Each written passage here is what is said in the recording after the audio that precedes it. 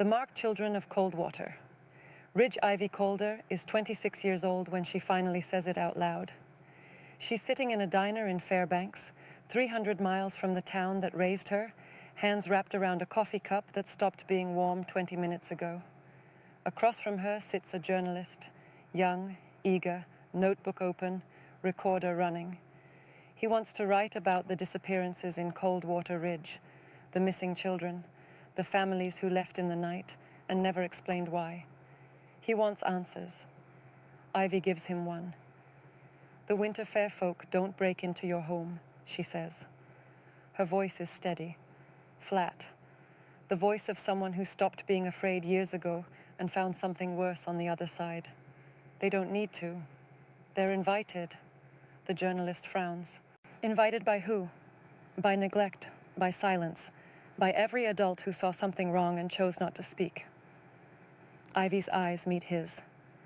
By the witches who mark children for them, who teach them which houses to visit, which kids are unprotected. Witches? You think evil just wanders? It has guides. It has servants. People who traded something precious for something they thought they wanted. She pushes the coffee away. Coldwater Ridge has had witches for as long as it's had winters, and the fair folk have been collecting their due for even longer. The journalist's pen has stopped moving. How do you know this? Ivy smiles. It doesn't reach her eyes. Because they came for me 4 times, and I'm still here. She leans back. You want to know what's happening in Coldwater Ridge? You want to understand why children go missing and no one calls the police? Why families leave everything behind and run? She reaches into her pocket and pulls out something small. A carved wooden disc, no bigger than a quarter, etched with symbols that seem to move in the diner's fluorescent light. It started when I was 7 years old. At my grandparents' cabin, with a neighbor who smiled too wide and a knife that shouldn't have existed. She sets the disc on the table. This is that knife's handle. I cut it off myself, 14 years later. The journalist stares at the disc, at the symbols, at the woman who survived something he can't yet comprehend. Tell me, he says. Ivy nods. I'll tell you everything, but you need to understand something first. She leans forward. In Coldwater Ridge, winter doesn't knock before entering.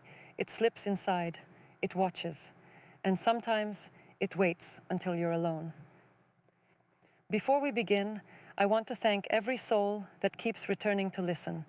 You've turned whispers into echoes. If you haven't already, subscribe and stay close, because what you're about to hear is one story you won't forget. 14 years earlier, the Calder cabin, near the treeline. Ivy was 7 years old, the first time she learned that familiar faces lie best. Her grandparents' cabin sat at the edge of Coldwater Ridge, where the town's last paved road gave way to gravel, then dirt, then nothing but forest. In summer, the tree line felt distant, a dark smudge on the horizon, easily ignored. In winter, it crept closer. The snow erased boundaries. The trees seemed to lean in, listening. Ivy loved the cabin anyway. Grandpa Elias told stories by the fire. Old stories, he called them, from before Alaska was Alaska, from when the land still remembered its first names. Grandma Ruth baked bread that made the whole cabin smell like warmth itself. It was the week before Christmas. Ivy's parents had driven back to town for supplies, leaving her with her grandparents for the afternoon. Snow fell in thick curtains outside the windows. The fire crackled. Everything felt safe. Then the knock came. 3 heavy thuds on the front door. Grandpa Elias rose from his chair, joints popping, and crossed to the window. He pulled back the curtain, peered outside, and went very still. Ruth, he said quietly. Take Ivy to the back room. Grandma Ruth didn't argue. She took Ivy's hand, her grip too tight, her fingers trembling, and led her down the narrow hallway to the small bedroom where Ivy slept during visits. Stay here, Ruth whispered. Stay quiet, no matter what you hear. Grandma, what's no matter what? The door closed. Ivy heard the lock click. She pressed her ear against the wood. The front door opened. Cold air rushed through the cabin. She could feel it even from the back room, a wave of frozen silence that swallowed the fire's warmth. A voice, male, familiar. Mr. Harlan, the neighbor who lived 2 miles down the road. He'd helped Grandpa fix the roof last summer. He'd given Ivy butterscotch candies and called her Little Bird. But something was wrong with his voice now. It was too loud, too cheerful. The words slurring together like he'd been drinking, but underneath the slur, something else. Something that buzzed and clicked, like insects trapped in his throat. Elias, good to see you. Thought I'd stop by, check on things, make sure you're ready for the solstice. You need to leave, John. Grandpa's voice was flat, hard. Ivy had never heard him sound like that. Leave? It's cold out there, friend. Just want to warm up. Say hello to Ruth. And that granddaughter of yours. What's her name? Ivy? Pretty thing, growing up fast. She's not here. A pause. Then laughter. Wrong laughter. Too high, too long. Now, Elias, we both know that's not true. I can smell her. Milk and honey and fear. The little ones always smell like fear. Ivy's heart stopped. She heard movement, a scuffle, something hitting the floor, and then Grandpa Elias spoke again. But the words weren't English. They weren't any language Ivy recognized. They were older than language. Sounds that scraped against the air, that made her teeth ache, that seemed to pull the warmth from the cabin and replace it with something ancient and watching. The forest outside went silent. Not quiet, silent.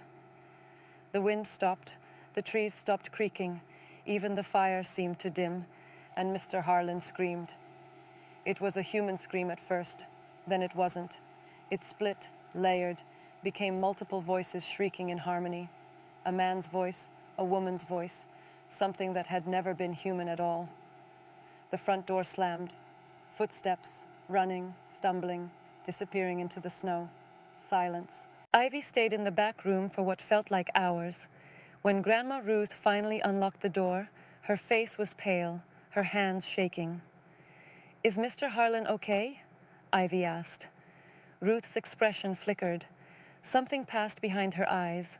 Grief, maybe, or resignation. Mr. Harlan is gone, sweetheart. He won't be coming back. Where did he go? Ruth didn't answer. She just pulled Ivy close and held her tight. Later, after her parents returned, after the fire was rebuilt and the cabin warmed again, Ivy crept back to the front room. Grandpa Elias was sitting alone, staring at something in his hands. A knife. The blade was dark metal, almost black, with carvings along the edge that seemed to writhe in the firelight. The handle was wood, etched with the same symbols. What's that? Ivy whispered. Elias looked at her. His eyes were tired, old. A marking knife, he said, used by people who serve things that shouldn't be served. Mr. Harlan was going to use it on you. Why? Because something asked him to. Something that's been asking for children in this valley for a very long time. He tucked the knife into his coat. He won't ask again. No one reported Mr. Harlan missing. No one spoke of it again. But Ivy remembered. She remembered the smell that had come through the door with him, frost and rot and something sweet, like wildflowers blooming in winter. She remembered the sounds he made when Grandpa's words touched him, and she remembered what her grandmother said when she asked about the carvings on the knife. Witch marks. They use them to tell the fair folk which children are unprotected, which houses to visit. Ruth's voice was barely a whisper. There are people in Coldwater Ridge who've made deals, Ivy, who trade children for things they want, and the fair folk always collect what they're owed. Ivy was 7 years old. She didn't fully understand, but she remembered. 5 years later, the Calder family home, Coldwater Ridge. Ivy was 12 when she learned that homes don't keep you safe. They only teach you where to hide. Her brother Marcus was 16, 4 years older, a universe apart in the way siblings often are. He was supposed to watch her that night. Their parents were in Fairbanks for a medical appointment that couldn't wait, and the roads were too icy to bring the children along. One night, their mother said, kissing Ivy's forehead, "Lock the doors. Don't open them for anyone. Marcus is in charge." Marcus had rolled his eyes. "It's fine, Mom. Nothing happens in Coldwater Ridge." Those words would haunt Ivy for the rest of her life. The first hours were normal. Marcus made frozen pizza. They watched a movie. Ivy fell asleep on the couch and woke around midnight to find her brother carrying her to bed. "Go back to sleep," he said. "I'll be in my room." Ivy drifted off again. She woke to cold. Not the gradual cold of a house losing heat. A sudden, sharp cold that pressed against her skin like hands. Her breath fogged.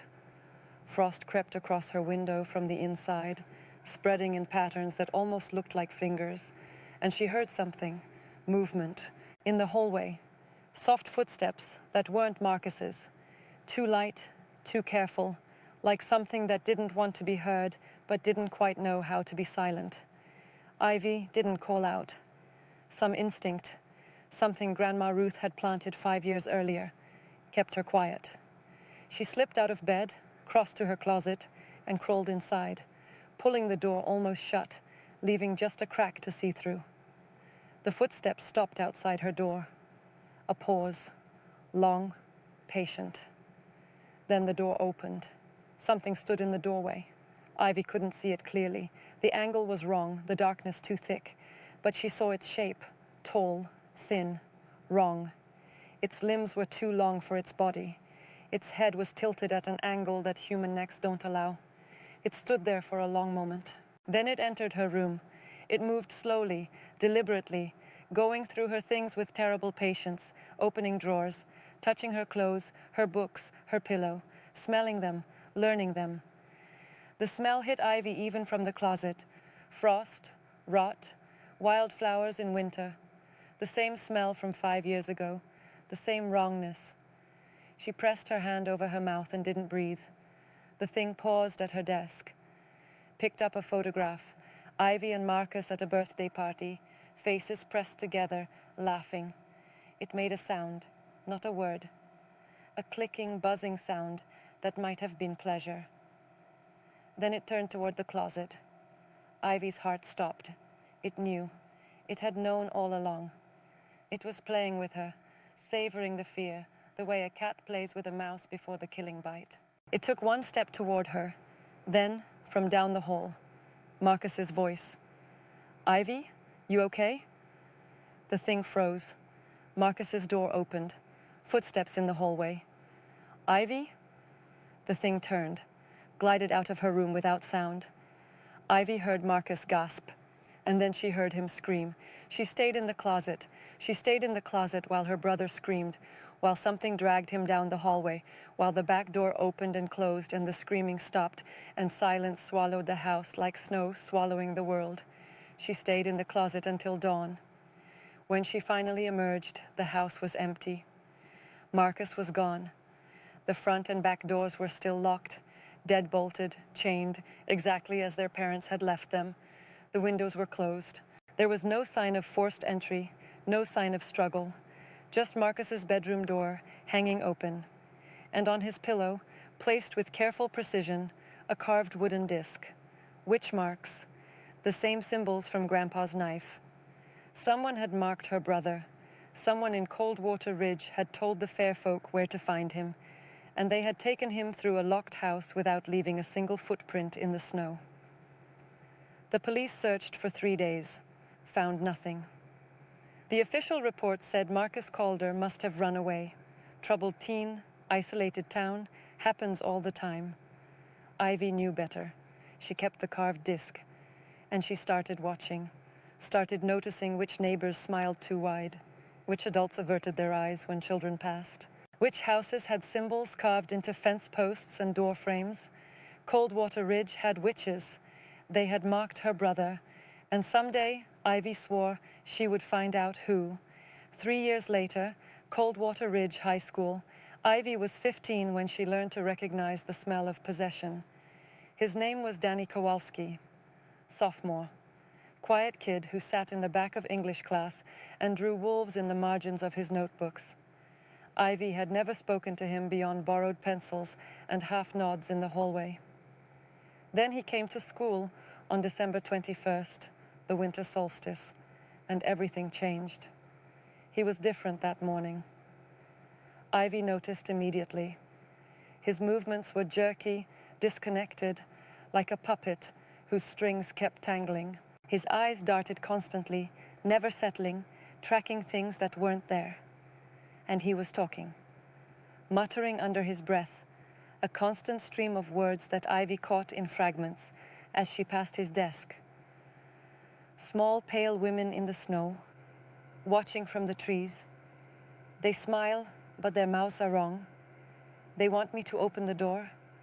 They keep asking. They won't stop asking. Ivy stopped. Danny? He looked up at her. His eyes were bloodshot, pupils dilated, and behind the exhaustion and fear, something else flickered, something that wasn't entirely Danny anymore. You can see them too, he whispered. Can't you? The pale women. They told me you could. They told me you're the one who got away. Ivy's blood went cold. Danny, what are you talking about? He grabbed her wrist. His grip was too strong, fingers digging in hard enough to bruise. They're inside me now, just a little, just enough to see through my eyes. His voice changed, layered, echoing, the way Mr. Harlan's had that night at the cabin. They remember you, Ivy called her. The one who hid. The one whose brother opened the door instead. They've been looking for you. They never forget. And then he reached into his jacket and pulled out a knife. The blade was dark metal. The handle was carved with symbols that made Ivy's stomach turn. A marking knife. Someone had given Danny Kowalski a marking knife. They told me to carve their sign into your skin, Danny said. Tears were streaming down his face. His hand was shaking. They said if I did it, they'd leave me alone. They'd go back to wherever they came from and I could sleep again. I could finally sleep. Ivy didn't run. She should have. Every instinct screamed at her to flee, to find a teacher, to do anything except stand there facing a boy with a knife and something ancient looking through his eyes. But she'd spent 3 years watching, learning, piecing together the patterns of Coldwater Ridge's oldest secret. And she remembered what Grandpa Elias had done. She didn't know the old words, not all of them, but she'd found fragments in her grandmother's journals, in books hidden in the cabin's attic, in whispered conversations that stopped when children entered the room. She spoke one of them now, a single word, a name, something that should never be said aloud but had to be in moments like this, when the fair folk wore human masks and pretended to be human problems. Danny screamed. The knife clattered to the floor. He convulsed, foam flecking his lips, and collapsed against the wall. The thing that had been riding him, Ivy saw it leave. A shimmer, a shadow, something with too many limbs and a smile made of frost, tearing itself from Danny's body and dissolving into the fluorescent light. The smell lingered. Frost, rot, winter wildflowers. Teachers came running. Paramedics arrived. Danny was taken to the hospital, diagnosed with a psychotic break, transferred to a facility in Anchorage. Ivy told the police she'd talked him down, that he'd had an episode and she'd kept him calm until help arrived. They believed her. Why wouldn't they? She was just a 15-year-old girl. But she kept the knife, hid it with the carved disc from Marcus's pillow.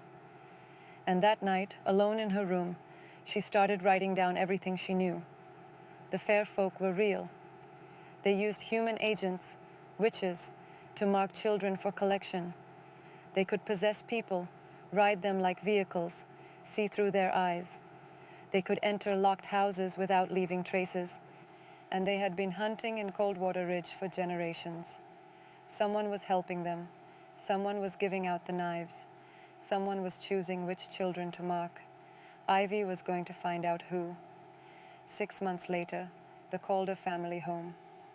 It came for her on the longest night of the year, June 21st, summer solstice. The opposite of winter, when the sun barely set and the darkness retreated to a thin sliver of twilight between 11 at night and 3 in the morning. Ivy hadn't expected them to come in summer.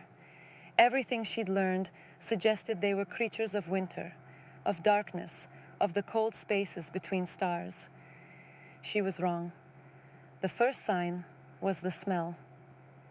Ivy woke at 2 in the morning, the room washed in that strange Arctic twilight, and the smell was everywhere. Frost and rot and flowers, stronger than she'd ever experienced, close, so close. She didn't move. She'd learned not to move, not to react, to play dead and hope the predators lost interest. She turned only her eyes. The window was open. She'd locked it before bed. She was certain. But it hung wide now, curtains drifting in a breeze that carried frozen air despite the summer warmth. And something stood outside, a shape, humanoid but wrong, watching her from just beyond the sill, motionless, patient. In the twilight, she could make out features, a face that was almost beautiful, almost feminine, with eyes like frozen lakes and a mouth that smiled without warmth. One of the pale women, Danny's pale women. It didn't enter. It just watched, studied her, learned her the way the thing in her bedroom had learned her belongings 4 years earlier. Then it spoke. Its voice came from everywhere, from the walls, from the floor, from inside Ivy's own skull. Little hider, little survivor, you've been looking for answers. Ivy didn't respond, couldn't respond. Fear had locked her muscles, stolen her voice. We can smell your questions, your anger, your grief. The voice was layered, beautiful and terrible, like music played on instruments made of bone. You want to know who mocks the children, who opens the doors, who trades young flesh for old power? A pause. We can tell you, if you'd like. Ivy's mouth opened. She forced words through the terror. Why would you help me? The smile widened. Because we're hungry, and the ones who serve us have grown careless. Greedy. They mark too many children, take too much attention. Soon, the outside world will notice, will investigate, will shine lights into places that should stay dark. The voice dropped. We don't want lights, we want shadows. We want to feed in peace as we've fed for centuries. And to do that, we need the careless ones removed. You want me to kill them. We want you to stop them. How you do it is your choice. But in exchange, we'll answer one question. Any question. The truth, complete and unvarnished. Ivy's heart pounded. She thought of Marcus, of the carved disc on his pillow, of years spent wondering who had betrayed him. If I agree, she whispered, will you leave me alone? The smile flickered. Something moved behind those frozen eyes. Amusement, maybe, or hunger. We'll leave you alive. That's more than most receive. It wasn't a promise. It wasn't safety. But it was something. Who marks the children? Ivy asked. Who's been serving you in Coldwater Ridge? The pale woman leaned closer. Her breath fogged in air that had turned ice cold, and Ivy smelled graves and winter and something else. Something sweet, like candy, like butterscotch. 3 witches serve us in your valley. The eldest has worn many faces. The middle one hides in plain sight. The youngest is still learning. It told her names. 3 names that Ivy had known her entire life. 3 people who had smiled at her, eaten dinner at her parents' table, attended her grandfather's funeral. 3 people who had helped murder her brother. The pale woman pulled back. Now you know. Now you hunt. And when you've done what needs doing. The voice faded as the shape dissolved into twilight. We'll be watching. We're always watching. The window closed itself. The smell faded. And Ivy lay in her bed until dawn, repeating the names over and over in her mind, planning what came next. The journalist hasn't moved in 10 minutes. His coffee has gone cold. His recorder is still running. The carved disc sits on the table between them, its symbols seeming to pulse in the diner's fluorescent light. "What did you do?" he asks finally. "The three witches, what happened to them?" Ivy picks up the disc, turns it over in her fingers. The eldest died in a house fire, electrical fault, very tragic. Her voice is flat. The middle one moved away, Anchorage, then Seattle, then somewhere else. She keeps moving. She's smart enough to be afraid. And the youngest? Ivy's eyes meet his. The youngest is still in Coldwater Ridge, still marking children, still feeding them to the things in the snow. She stands, tucking the disc back into her pocket. "That's why I'm going back." "You're going back there? After everything?" Someone has to stop her. The fair folk don't care about justice. They made their deal with me because I was useful, not because I was righteous. But I care. She pulls on her coat. Marcus deserved better. All those children deserved better. And as long as there's one witch left in Coldwater Ridge, more children will disappear. The journalist stands too. "Let me come with you. Document it. Expose what's happening." "No." The word is final. Absolute. You write your story. You tell people about the disappearances, but you stay away from Coldwater Ridge. Ivy's voice softens, just slightly. "The fair folk don't like witnesses, and they don't like loose ends. If you come with me, you become both." She heads for the door. "Wait." The journalist fumbles for his wallet, throws bills on the table. "How do you survive? If they're so powerful, if they can enter locked houses, possess people, how are you still alive?" Ivy pauses at the door. "Because I learned the old words, the ones my grandfather knew, the ones the fair folk fear." She smiles, a thin, tired smile. "And because they're still using me, still watching, still waiting to see if I'll finish what I started." "What happens when you do?" "I don't know." She pushes the door open. Cold Alaskan air rushes in. "Maybe they let me go. Maybe they collect what they're owed. But either way, the youngest witch dies first." She steps outside, then stops, turns back. "One more thing. For your story." "What?" "The fair folk don't just take children. They don't just mark them and collect them. They change them, shape them. The ones who survive the first visit, who hide well enough, who fight back hard enough.